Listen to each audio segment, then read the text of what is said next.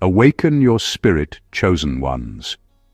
Not everyone who survives a war was ever on a battlefield. Some were inside carefully engineered realities designed to erase them. Here's the uncomfortable fact most people never hear. Modern psychological operations don't fail because they're weak. They fail because some minds refuse to fully sync with them. In controlled studies and classified debriefs, highly trained operatives have collapsed not from torture, not from starvation, but from prolonged cognitive dissonance, the slow poisoning of truth, memory, and meaning. The system wasn't trying to kill them, it was trying to rewrite them, and many didn't make it through intact. Now here's where it gets interesting and slightly absurd. You lived through environments that used the same mechanics: shifting narratives, emotional bait, invisible rules, selective rewards, and punishments that never came with explanations. No handbook, no safe word, no exit briefing, just daily exposure. And somehow, while others fractured, merged, or turned into obedient echoes, you walked out with your internal compass still functioning. A bit scratched, sure, but still pointing north. That doesn't happen by accident. That's not optimism. That's not motivation. That's pattern resistance. Something in you refused to let external confusion become internal law. You adapted without becoming hollow. You learned without becoming cruel. You noticed the game without turning into the villain, which is impressive considering most systems are very good at convincing people to clap for the same hand that slapped them. And let's be honest, if survival were purely about intelligence, a lot of very clever people wouldn't have folded like cheap lawn chairs. What kept you standing wasn't genius. It was something older, something quieter. A kind of inherited alertness that doesn't panic, doesn't rush, and doesn't beg the room for permission to think.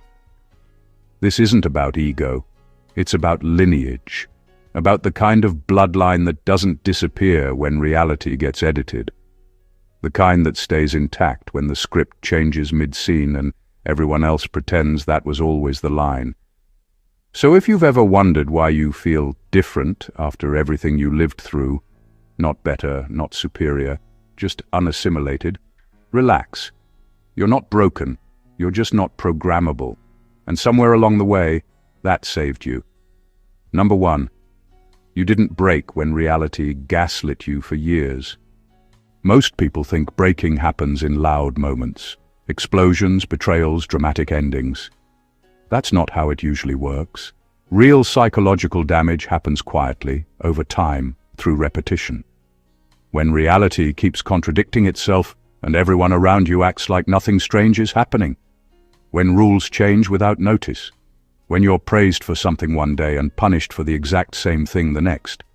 When clarity is dangled just long enough to keep you hoping, then pulled away like a bad joke that keeps running too long. That kind of environment doesn't attack your body. It attacks your sense of what's real. And once that goes, people unravel fast. They start doubting their memory, their instincts, their emotional reactions. They overcorrect. They apologize for things they didn't do. They start outsourcing their judgment to whoever sounds the most confident in the room. That's how trained operatives crack. Not because they're weak, but because no mind performs well when the ground keeps shifting beneath it. What makes your survival unusual is that you didn't fully surrender your internal reference point. You might have been confused, you might have questioned yourself, you might have even bent for a while, but you never let external chaos become your permanent truth.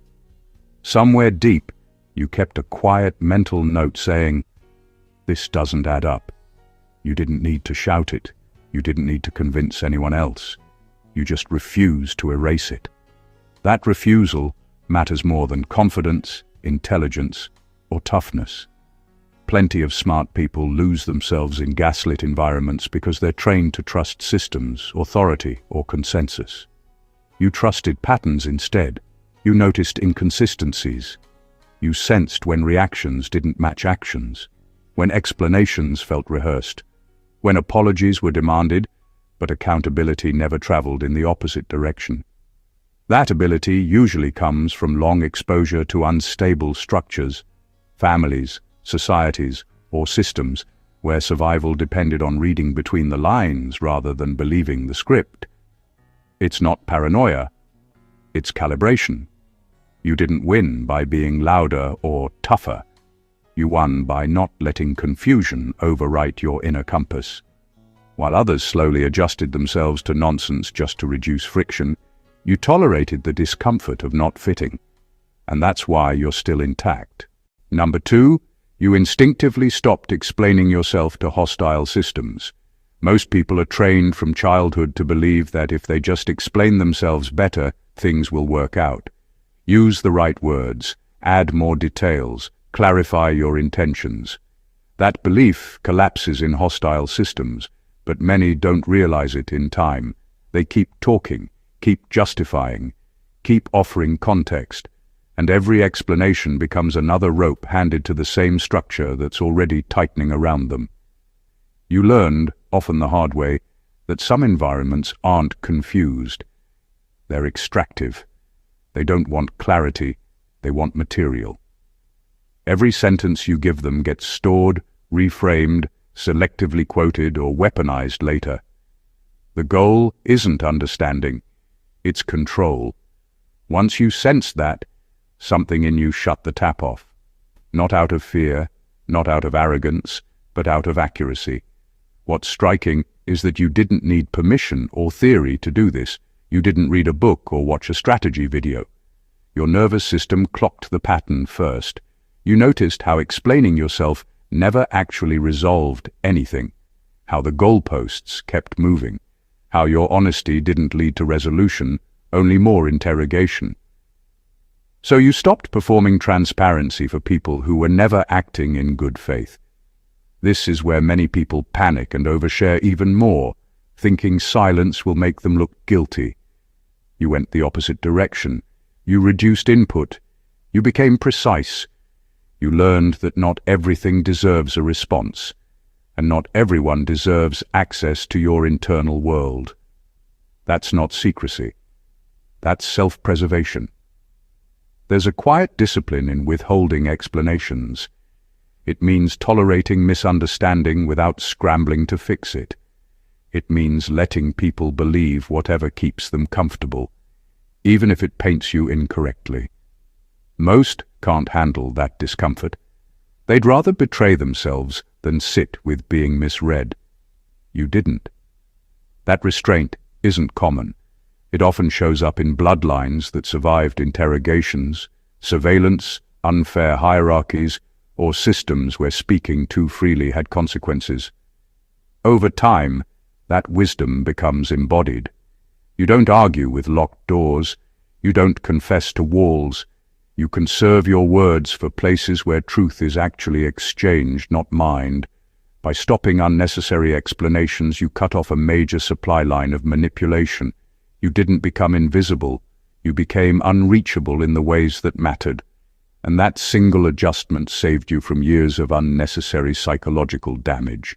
Number 3, you learned to observe people without emotionally merging with them. Most people don't realize how much of their energy gets hijacked by other people's moods, expectations, and unspoken agendas. They walk into a room and immediately start absorbing the atmosphere like a sponge. Someone is tense, so they get tense. Someone is impressed, so they chase approval. Someone is disappointed, so they feel guilty even when they did nothing wrong. That's how emotional merging works, and it's exactly what psychological manipulation feeds on. You learn to step back without becoming cold. You noticed people without letting their inner chaos crawl into your nervous system and set up camp. That's not detachment in the arrogant sense. It's separation. You stayed aware of what others felt, but you stopped treating those feelings as instructions. This skill usually forms under pressure. When you grow up or operate in environments where emotions are used strategically, guilt as leverage, praise as bait, anger as intimidation, you either drown or you learn to float. You learned to float. You started watching patterns instead of reacting to expressions. You noticed when words didn't line up with behavior, when concern was performative, when warmth disappeared the moment you stopped complying. What sets you apart is that you didn't confuse empathy with self-erasure. Many people do. They think being understanding means carrying everyone else's emotional baggage. You figured out that understanding someone doesn't mean absorbing them. You can see their fear without becoming afraid. You can recognize their anger without inheriting it. That boundary is subtle, but it's powerful. This is also why manipulation stopped working on you the way it works on others. Emotional hooks rely on instant reactions: shame, urgency, flattery, pressure. You slowed that process down. You observed first, you felt later, sometimes not at all. That delay alone breaks most psychological tactics, because control needs speed to succeed. People who emotionally merge tend to over-explain, over-give, and overcompensate. You started doing the opposite. You listened more than you spoke. You responded instead of reacted. You noticed that some people reveal more in what they avoid than in what they say. That's when the fog clears. This ability often runs in bloodlines shaped by instability, where reading people accurately mattered more than pleasing them. It's quiet intelligence, not flashy, not loud, but effective. You didn't harden your heart. You sharpened your awareness. And that's why you stayed grounded while others lost themselves trying to manage everyone else's emotions but their own. Number 4. You didn't internalize blame for chaos you didn't create. One of the cruelest tools in psychological manipulation is making people believe they're the problem, even when they're not. It's subtle at first. A sideways glance, a loaded comment, a shift in tone that makes you question your own perception. Then it escalates. Decisions get framed as your fault. Outcomes you couldn't control are presented as evidence that you failed. The target starts apologizing for existing. Even highly trained operatives, with years of experience and self-discipline, crack under this kind of sustained pressure. They rewrite their own history in the hope of fitting into the narrative someone else is forcing on them. You survived this because you learned to differentiate between chaos you created and chaos imposed. You noticed when outcomes were dictated by systems beyond your control, when other people's agendas spilled over into your life, when mistakes weren't yours to carry. You didn't just shrug it off. There was a quiet, disciplined assessment happening in your mind, tracking cause and effect, weighing evidence, and keeping a ledger of truth that no one else could touch. Most people internalize blame because it's easier than fighting a system. Admitting responsibility gives the illusion of control, makes the chaos feel less threatening, and temporarily pacifies those applying pressure. You didn't fall for that. You tolerated the discomfort of being surrounded by manipulated realities without assuming responsibility for them. That restraint didn't make life simpler. It made you stronger. It made you anchored.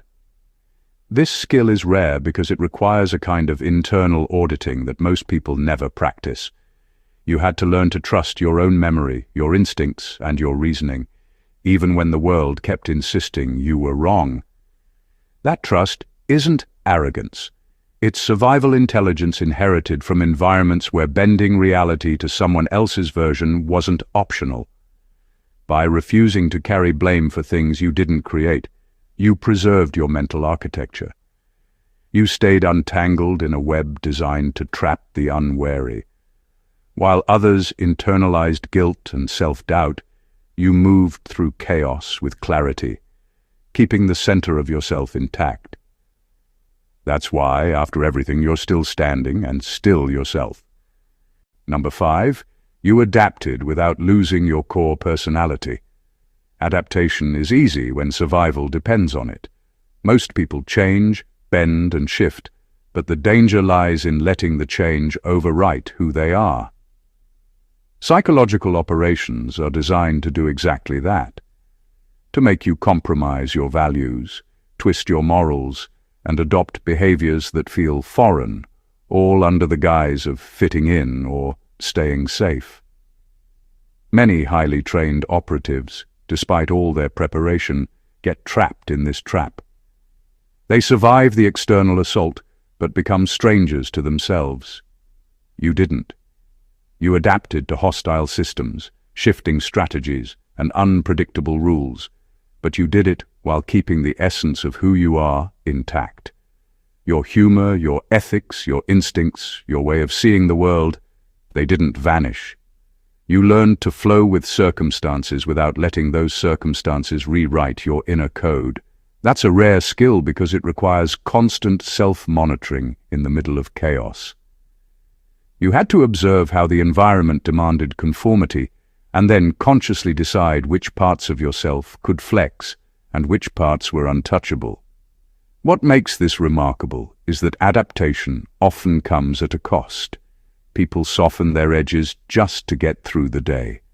They suppress natural reactions, mute their opinions, or bury the quirks that make them human. You found a way to survive and stay recognizable to yourself. You didn't adopt a mask so perfectly that you forgot your face. You integrated the necessary behaviors externally while maintaining an internal anchor. That internal anchor isn't just personality, it's lineage. It's the cumulative imprint of ancestors who survived impossible conditions without losing their essence. It's the quiet instruction coded into your instincts. Bend if you must, but never break. Because of this, you didn't just endure. You moved through chaos with both feet planted in reality and soul intact. People who look at you might see calm, efficiency, or composure, but beneath that is something far deeper. An unshakable self that thrives under pressure, adapts with intelligence, and refuses to be overwritten. That's the difference between surviving and truly being unbreakable. Number 6. You sensed danger before you could logically explain it. Most people think awareness is about thinking fast or analyzing information. That's part of it, but real survival under extreme psychological pressure doesn't give you time to process logically. The most dangerous threats are the ones you don't see coming because they aren't obvious. They're embedded in tone, timing, patterns, and micro-behaviors.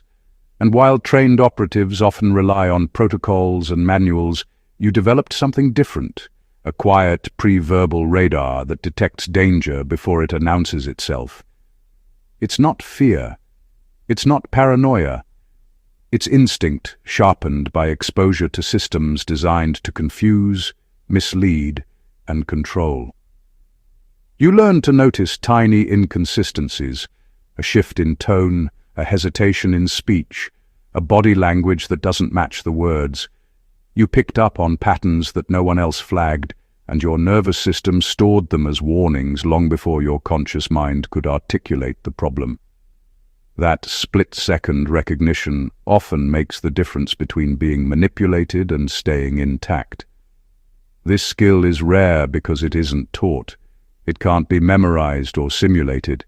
It comes from constant exposure to environments where deception is normal, where trust is a liability, and where consequences for misreading people are severe. Over time, your intuition became a weapon. It guided decisions, filtered interactions, and saved mental energy by letting you know who and what to engage with and what to avoid entirely. The fascinating part is that this ability doesn't turn you into someone paranoid or overcautious.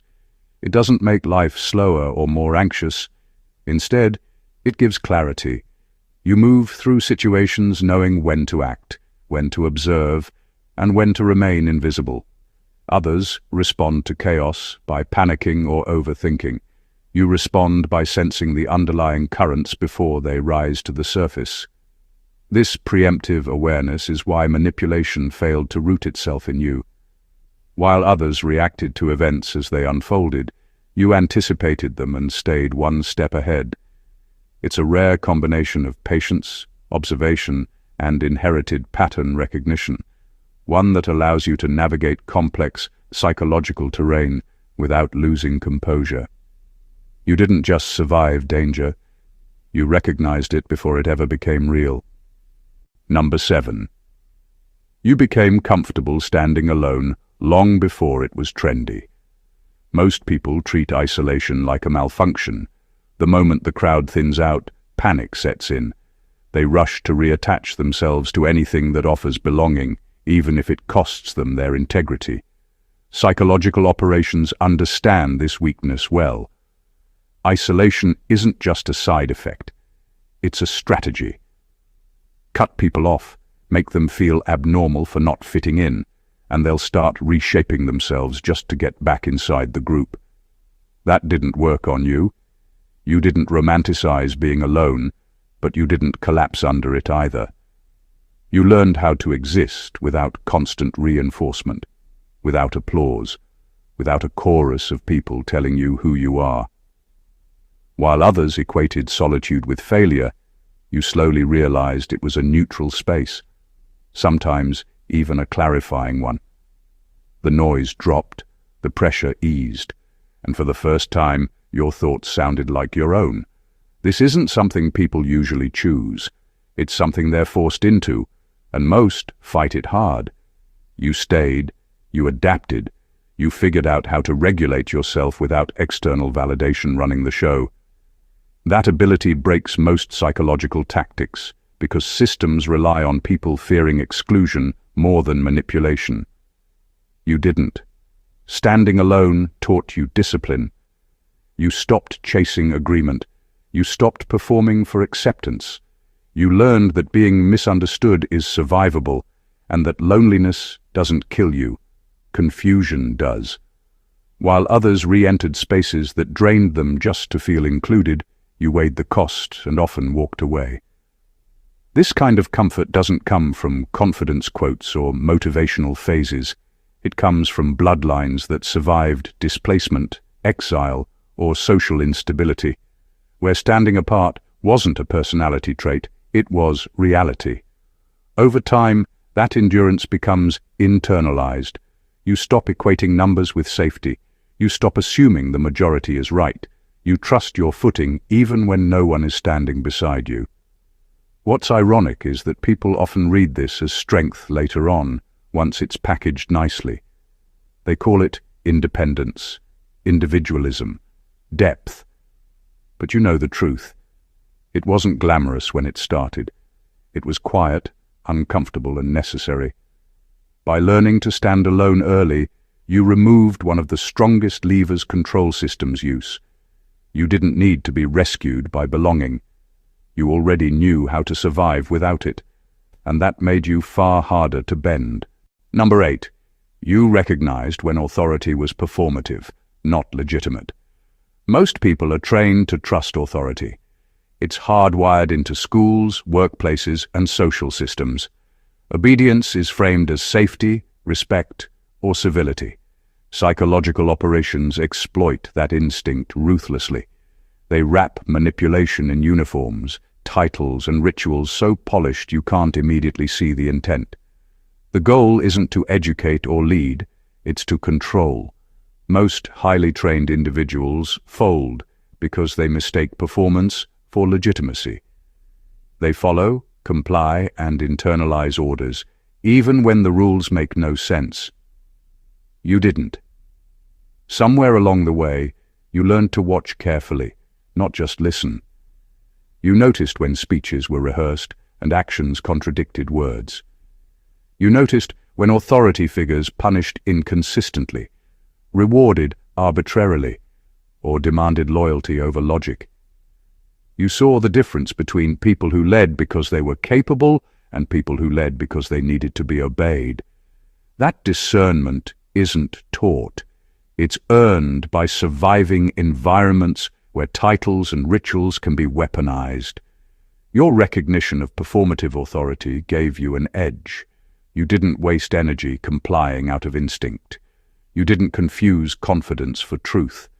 You observed, measured, and then chose your engagement. That subtle shift seeing authority as a variable rather than an automatic rule, changes everything. Systems that rely on compliance struggle when faced with someone who discerns intent instead of form. This isn't arrogance, it's pattern recognition, it's quiet calibration. You learned which structures were capable of fairness and which were theater designed to enforce obedience. You noticed where loyalty was demanded without accountability, where rules existed for control rather than function, and where power was a performance, not a responsibility. By distinguishing the legitimate from the performative, you insulated yourself from manipulation. While others followed the appearance of authority blindly, you retained judgment, agency, and perspective. You didn't need to challenge authority aggressively. You simply refused to let appearances dictate your actions. That ability to see behind the curtain isn't flashy, but it's lethal to systems built on compliance. It's why, even in controlled, high-pressure environments, you didn't bend the way most people do. You survived not by confrontation, but by clarity. Number 9. You learn to regulate your emotions without numbing them. Most people survive extreme psychological pressure by shutting down emotionally. It feels safe at first. If nothing affects you, nothing can hurt you. That's why so many highly trained operatives emerge intact physically but hollow inside. They've traded feeling for survival, and the cost is a part of themselves they'll never get back. You didn't do that. You learned a rarer, more sophisticated approach, feeling without being consumed. You experienced anger, fear, frustration, and disappointment, but you never allowed them to hijack your mind or dictate your actions. You didn't suppress emotions. You didn't distract yourself with busyness or false bravado. You processed them, contained them, and used them as data. Every strong feeling became a signal, not a chain. That ability transforms pressure into insight rather than damage. Regulating emotions in hostile environments is deceptively hard. Manipulators depend on emotional reactions. They provoke, bait, and escalate because reaction equals control. People who explode, crumble, or freeze hand the system victory. You noticed that your emotional responses could be tracked, predicted, and weaponized, so you started practicing restraint instinctively. You didn't become robotic. You became precise. This skill is also deeply tied to survival instinct rooted in lineage. Ancestors who survived oppression, war, or unstable hierarchies learned early that losing control is more dangerous than any external threat. They taught, through example or circumstance, that measured emotional response is armor, not suppression. That knowledge became part of your wiring. What sets you apart is that emotional regulation didn't cost your humanity. You still care. You still experience joy, awe, and connection fully. But the chaos that would destroy others only sharpened your awareness. You could remain centered while everything around you spun, seeing the world clearly without letting it rewrite your internal state. By mastering this balance, you removed one of the most effective tools of manipulation, emotional hijacking.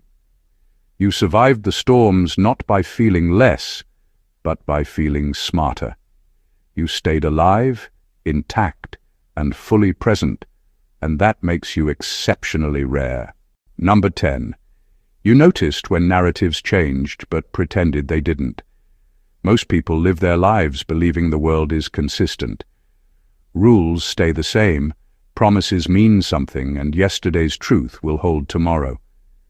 Psychological operations thrive because that trust exists. They shift the story slowly, subtly, and repeatedly. One day an action is celebrated, the next it's condemned. One moment a statement is factual, the next it's never happened. For most, the brain struggles to reconcile the contradictions, and the easiest solution is to pretend the new narrative is real. Over time, people lose their internal map of reality. You didn't fully swallow the new scripts, but you learned to act as if you did. You recognized the changes, the contradictions, the manipulations, the rewrites, but you carried on with a quiet internal ledger of truth. You saw what was happening without letting the performance rewrite your identity. That's subtle, but it's powerful. You could navigate the system effectively while keeping your mind intact, moving through chaos without being consumed by it. This skill isn't about denial, it's about strategic awareness. You didn't need everyone else to acknowledge the inconsistencies for you to understand them. You could track cause and effect, notice repeated patterns of manipulation, and maintain a personal record of reality that the world outside tried to erase. That level of discernment is rare because it requires patience, observation, and a tolerance for cognitive dissonance that most people simply cannot sustain. Pretending the narratives matched reality allowed you to operate under hostile conditions without giving away your awareness. You didn't make waves, you didn't expose your insight prematurely, and yet you kept your internal truth safe. That's a skill inherited from bloodlines accustomed to living under shifting rules, unstable authorities, and environments where survival depended on seeing clearly while others blinked. By noticing the shifts but maintaining your internal map, you avoided the fate of those who fully absorb lies and rewrite themselves according to external whims. You remained grounded, functional, and untouchable in ways most people will never understand. The world could change its story, but you kept yours. Number 11. You refused to become cruel just to feel powerful again. One of the quietest, yet most effective tactics of psychological manipulation is turning victims into enforcers. It's subtle. First, you're destabilized, you're disoriented, frustrated, or angry. Then someone gives you a small taste of control, a chance to regain power. Most people take it, but here's the catch. The only way to maintain that sense of power is to direct it outward, often cruelly. Suddenly, survival isn't just about protecting yourself, it's about hurting others to feel safe again. Highly trained operatives sometimes fall into this trap. They become mirror images of the systems that tried to break them, carrying pain forward instead of resisting it. You didn't. Even when it would have been easy, or even satisfying, you resisted the instinct to lash out. You felt anger, you felt betrayal, but you didn't weaponize it against those weaker, smaller, or simply in your path. You held on to your ethical core, even under extreme pressure. That restraint is rare because it's exhausting and counterintuitive. Manipulation often makes cruelty feel like liberation, and yet you recognize the lie. This resistance requires a level of self-awareness most people never develop. You had to distinguish between instinctive urges for retaliation and the part of you that understands long-term survival is tied to integrity, not dominance. You had to navigate the temptation to use power destructively while maintaining your own internal standards. That's not weakness. That's advanced survival intelligence. Refusing cruelty doesn't make life easier. It often leaves you exposed, tested, and surrounded by people who have surrendered to more primal tactics. But it also keeps your conscience intact, your mind clear, and your internal compass uncorrupted. You didn't need to become a predator to reclaim strength. You reclaimed it by mastering yourself. That ability isn't learned in manuals or training courses. It's encoded in bloodlines that survived oppression, betrayal, or chaotic hierarchies without losing their humanity. You inherited restraint. You inherited perspective. And that restraint, paradoxically, makes you more untouchable than any outward aggression ever could. While others trade cruelty for temporary power, you stand grounded, unbroken, and far more formidable. Number 12. You stopped seeking rescue fantasies. Most people survive chaos by clinging to the hope that someone, somewhere, will fix it for them. A teacher, a boss, a government, a friend. Any external savior becomes the solution to what feels unmanageable. Psychological operations exploit that instinct ruthlessly. They create a sense of helplessness and then dangle the illusion of rescue. The target waits, hopes, and trusts, giving their power away while counting on intervention that may never come. Many highly trained individuals crack here, not because they aren't capable, but because they keep outsourcing their survival to someone else's morality or competence. You didn't. At some point, you realized that waiting for rescue was a trap. You stopped hoping someone else would step in, and in doing so, you reclaimed control over your own life. That shift isn't obvious to outsiders. It's quiet, almost invisible, but it changes everything. When you accept that nobody is coming to fix the chaos, you start thinking clearly. You stop being distracted by promises, appearances, and manipulative reassurances. You see the environment for what it is, and you act accordingly. This isn't cynicism, it's calibration. You didn't stop trusting people entirely. You stopped trusting that rescue would arrive on someone else's schedule. You became your own anchor. You made decisions based on reality, not hope. That ability removes one of the strongest levers of control that hostile systems rely on: dependence. When most people are waiting, they're reactive. When you stopped waiting, you became proactive. You acted with foresight, calculated patience, and a deep sense of responsibility for your own outcomes. That's a rare form of self-reliance, one that isn't flashy or celebrated, but quietly makes you untouchable. Stopping rescue fantasies rewires your entire approach to survival. You don't need others to validate your safety or moral correctness. You don't wait for someone else to rescue you from confusion, manipulation, or chaos. You handle it internally and externally on your terms. And that self-sufficiency, grounded in sober observation rather than hope, is exactly why you endured what most people would crumble under. Number 13. You learn to rebuild internally before rebuilding externally. Most people think survival is about fixing what everyone else sees first: image, status, relationships, career. Psychological operations exploit this tendency by creating chaos that looks external but actually fractures the internal world. People rush to patch up appearances, mend reputations, or smooth over relationships, thinking it will restore stability. The problem is that if your inner foundation is cracked, no amount of external repair can hold. Highly trained operatives often make this mistake. They survive externally, but remain internally fractured, carrying hidden instability that will resurface in the next crisis. You didn't. You rebuilt from the inside out. You didn't start with optics or social approval. You started with your mind, your emotions, your values, and your sense of reality. You assessed which beliefs were still true, which patterns were worth keeping, and which behaviors were being dictated by manipulation.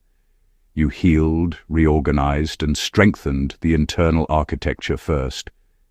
That approach gave you clarity, resilience, and a reliable compass to navigate whatever came next.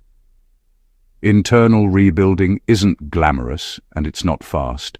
It requires patience, self-discipline, and the courage to confront uncomfortable truths about yourself and your environment.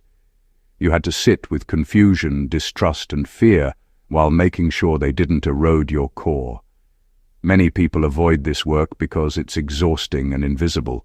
They prefer quick fixes, external validation, and surface-level solutions. That's why so many crumble under sustained psychological pressure. The inner work never happens.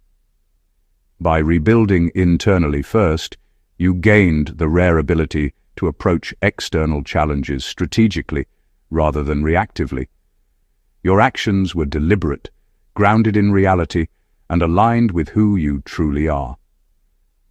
External repair became a natural byproduct of internal stability rather than a desperate attempt to mask vulnerability. This approach also signals deep survival intelligence, often inherited from bloodlines that endured instability without surrendering identity. You didn't just survive. You strengthened yourself at the core, ensuring that no external chaos could dismantle the foundation of who you are. That's how people like you become not just unbreakable, but quietly unstoppable. Number 14. You didn't lose your ability to see beauty after prolonged exposure to manipulation. Most people assume that surviving extreme psychological pressure is purely about defense, armor, discipline, and detachment. The truth is far more subtle. Psychological operations aim not just to break you, but to make the world feel empty, mechanical, and meaningless. When everything around you is calculated, deceptive, or hostile, it's easy to start seeing life itself as dull, harsh, or pointless. Many highly trained operatives emerge intact, physically and mentally, but emotionally muted, unable to experience depth, joy, or connection the way they once did. You didn't. Even when surrounded by lies, manipulation, and constant uncertainty, you retained the capacity to notice what is real, genuine, and extraordinary. You could still recognize humor, subtlety, and human kindness. You could still feel awe in small moments and find meaning in acts that others dismiss. That ability is rare because it requires maintaining emotional acuity without becoming naive. It requires seeing clearly while resisting the world's attempt to dull your senses. This isn't accidental. It's a combination of self-protection, internal discipline, and inherited resilience. Somewhere in your lineage, people survived environments where life could be cruel and unfair, yet still noticed what mattered. That instinct didn't vanish in you. You filtered deception without filtering out life itself. You didn't shut down your capacity for wonder just to survive. You survived and stayed alive inside. Retaining the ability to see beauty also means retaining hope. It means understanding that not everything is manipulation, that not all people are instruments, and that some experiences remain authentic. That perspective gives you power. It allows you to navigate hostile systems without becoming embittered, cynical, or hollow. In the midst of chaos, while others became hardened or emotionally muted, you remained sensitive, grounded, and aware. Your capacity to notice depth and nuance didn't make you weak, it made you untouchable. Systems can twist perception, bend narratives, and pressure compliance, but they cannot take away the ability to feel life's richness if it's preserved internally. That preserved perception is part of what sets you apart. Even after enduring what would break most people, you see the world not only as it is, but also as it can be. And that is rare, precious, and lethal in its own way. Conclusion.